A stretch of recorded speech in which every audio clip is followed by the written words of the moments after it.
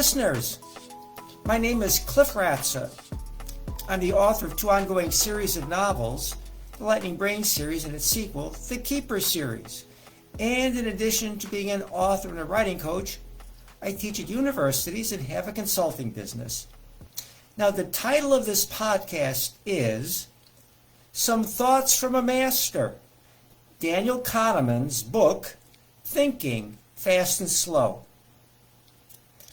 I tell the students in all the courses I teach that they should buy Daniel Kahneman's book, Thinking Fast and Slow, and plan to read it many times throughout their academic and business careers because it is a remarkable explanation of the why and what of our mind's thinking using psychological principles.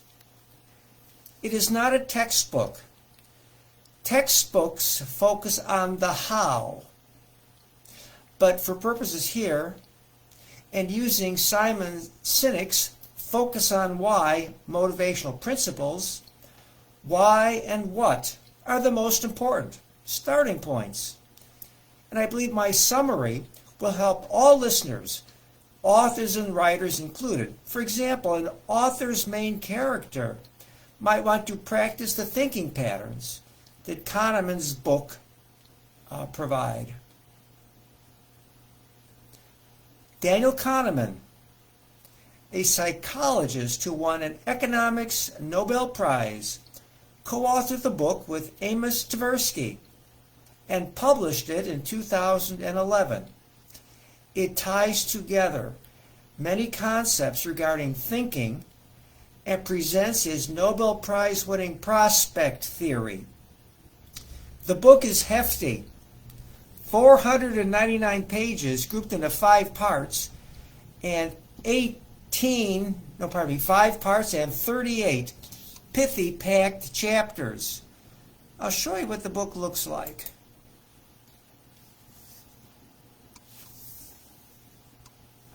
Here it is.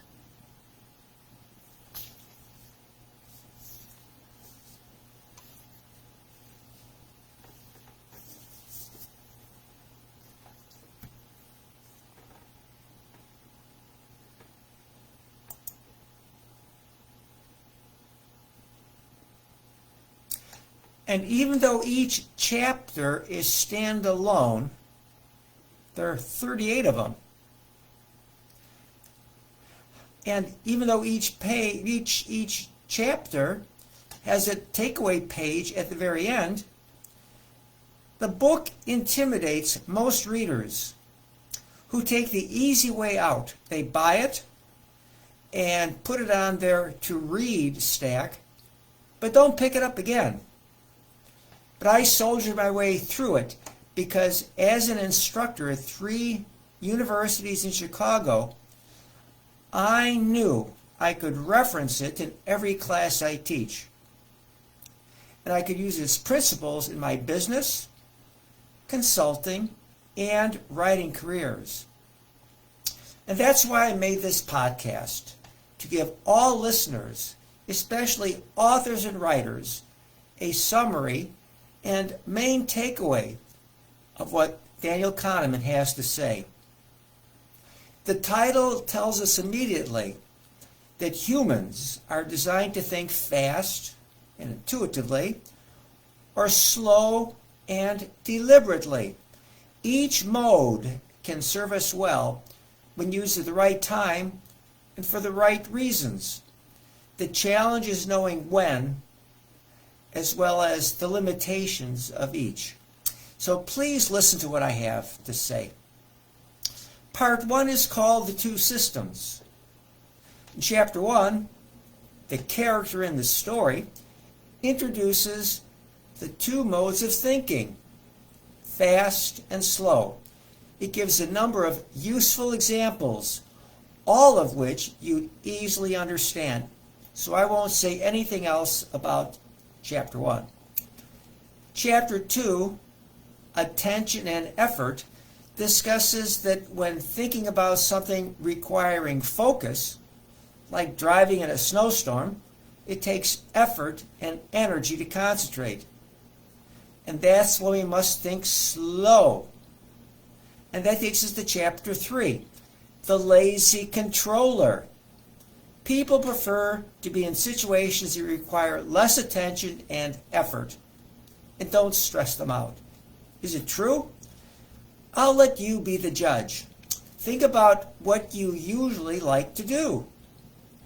In chapter 4, the associative machine explains most of the reasons why.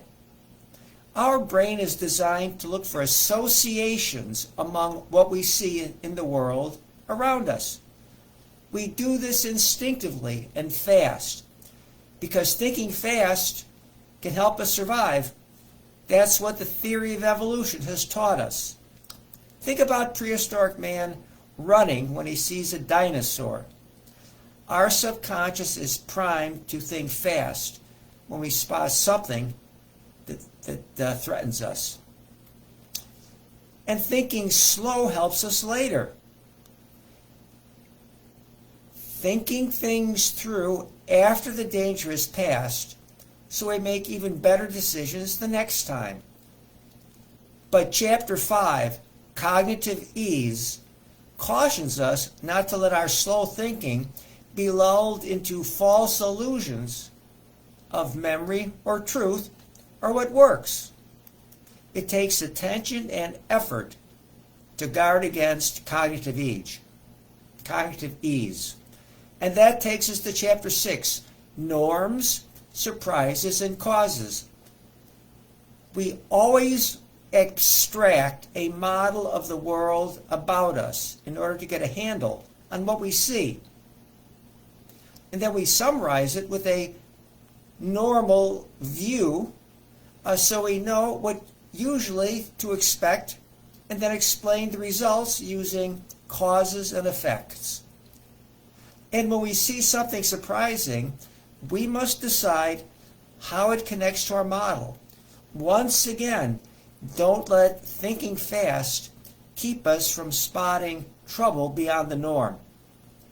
And that's why chapter 7, a machine for jumping to conclusions, and chapter 8, how judgment happens, follow. We are equipped via evolution to jump to conclusions and make judgments. These instincts can help us, but we can't always trust them. We must be on guard. Kahneman coins the acronym WYSIATI, W-Y-S-I-A-T-I. What you see is all there is, and there is usually much more that might be sneaking up. And that takes us to the last chapter in part 1, answering an easier question. When facing a tricky question, we sometimes substitute an easier one that we already know how to solve. And here's a simple example. Should we hire her to be our newest salesperson? Well, sure. Salesmanship is in her genetic makeup. Her dad was the top sales rep for us. Now to part 2. Heuristics and biases. It takes us through some of the popular but potentially specious reasoning devices that we use. Here's the definition of a heuristic. A heuristic or heuristic technique is any approach to problem solving or self-discovery that employs a practical method that is not guaranteed to be optimal, perfect, or rational, but is nevertheless sufficient for reaching an immediate, short-term goal or approximation. Well, chapter 10 is the law of small numbers. We sometimes draw conclusions on too few actual observations. Never forget, probability and stats need a large number of observations in order to give good results that you can trust. And this is a good place to mention the most important concept coming out of probability and statistics, the central limit theorem. As a sample gets larger and larger, the underlying probability distribution of the sample mean approaches the normal distribution. And that will have the same mean value as the underlying distribution, but a standard deviation that is equal to that of the original distribution divided by the square root of the sample size. In other words, the width of the sampling distribution gets narrower and narrower. The probability gets concentrated in a narrowing interval bracketing the mean. Next we come to Chapter 11, anchoring, a very important concept used in negotiations, which is a course I teach.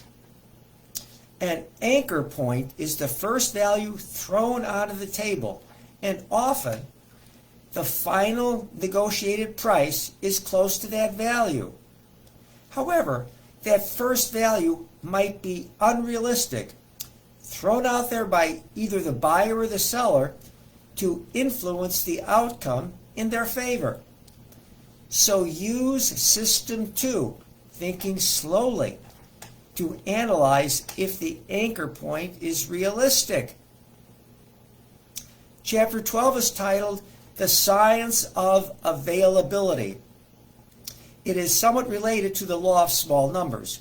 If we don't look for additional situations that are applicable to the decision at hand, we will suffer from the availability bias, limiting our decision because we didn't find more examples.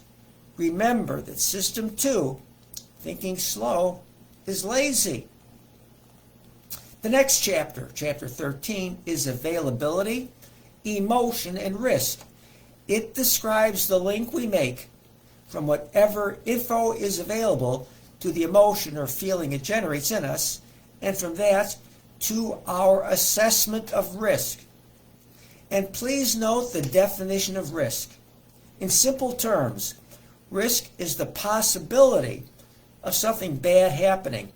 Risk involves uncertainty about the effects or implications of an activity with respect to something that humans value, often focusing on the negative, undesirable consequences. Many definitions have been proposed. Something bad happening equals contingency.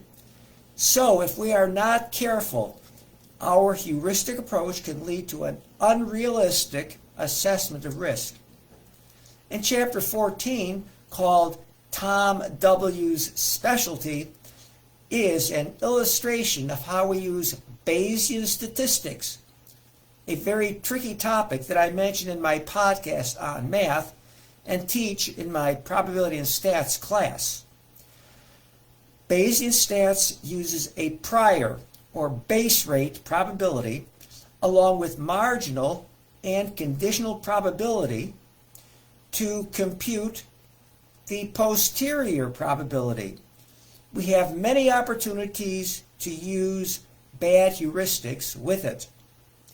And in Chapter 15, Linda, less is more, Kahneman shows how basic probability theory, which says the probability of A and B equals the probability of A times the probability of B, is often misinterpreted by our heuristic. And that will lead us to concluding too high of a probability for the combination of A and B. He calls it the fallacy of combination. And in Chapter 16, Causes Trump Statistics, Kahneman points out that we are basically irrational and emotional. We ignore the facts or stats when our thinking gets clouded by emotion and feeling. And then in Chapter 17, Regression to the Mean, Kahneman illustrates how people have trouble understanding what the mathematics of regression is really telling us. Regression is a statistical technique, and it's all about causality instead of just association. If we can find causal variables, we can use them to explain why we get certain outcomes. But think about this. If two smart people have children, will their children be even smarter than the parents? Not necessarily, because regression to the mean says the kids might be smarter than the so-called average kid, but not necessarily smarter than their above-average parents.